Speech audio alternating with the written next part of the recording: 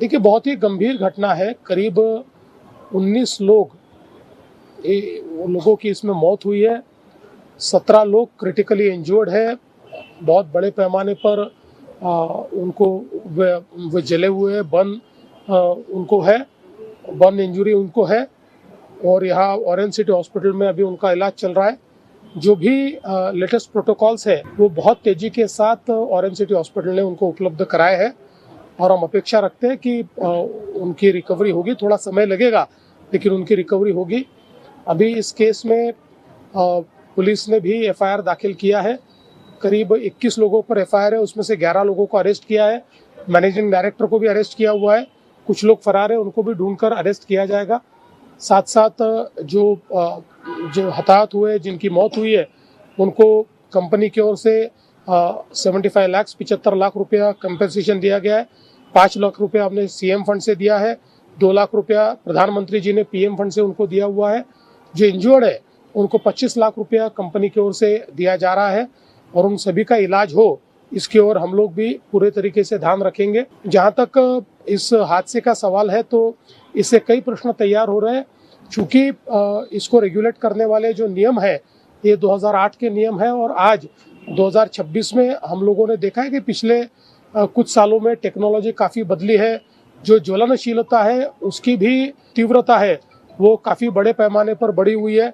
तो ऐसे समय जो प्रोटोकॉल्स आज हमारे यहाँ पर है, क्या वो पर्याप्त है, इसकी ओर भी देखने की आवश्यकता है। क्या कानून में पर्याप्त प्रावधान है, इसकी ओर भी देखने की आवश्यकता है। इसलिए हम लोग जब जांच तो कर ही रहे हैं लेकिन जांच के साथ साथ हम लोग इस एंगल पर भी फोकस करेंगे ताकि इस पद्धति से जो नियम है या कानून है दोनों में किस प्रकार के संशोधन होने चाहिए, उन संशोधनों के ऊपर कार्य करके हम केंद्र सरकार को निवेदन करेंगे।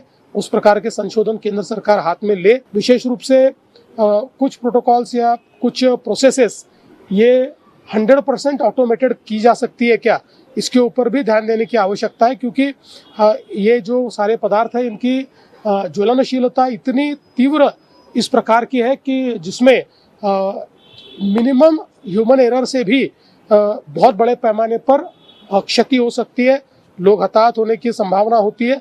इसलिए इसके कुछ प्रोसेसेस अगर ऑटोमेट हो पाए तो शायद इस प्रकार की जो घटनाएं हैं उन घटनाओं को हम लोग कम कर पाएंगे। तो उस दृष्टि से पूरी जांच करके इसका रिपोर्ट ये केंद्र सरकार को सौंपा जाएगा। मनुष्य जैसे मामले दर्ज किए जाएंगे क्योंकि बड़े पैमाने। देखिए, सारे मामले दर्ज हो गए। आप अगर देखेंगे तो जिस प्रकार की यहाँ पर एफआईआर किया गया है उसमें जो तीव्र से तीव्र इस प्रकार की उनके ऊपर हम लोग चार्जेस लगा सकते थे वो लगाए हुए। देखिए, पहली बात तो यह है कि यहाँ पर जितने हमारे इस प्रकार की फैक्ट्रीज है इन सबका ऑडिट हुआ है और ऑडिट के बाद इस प्रकार की घटना यहाँ पर घटी है।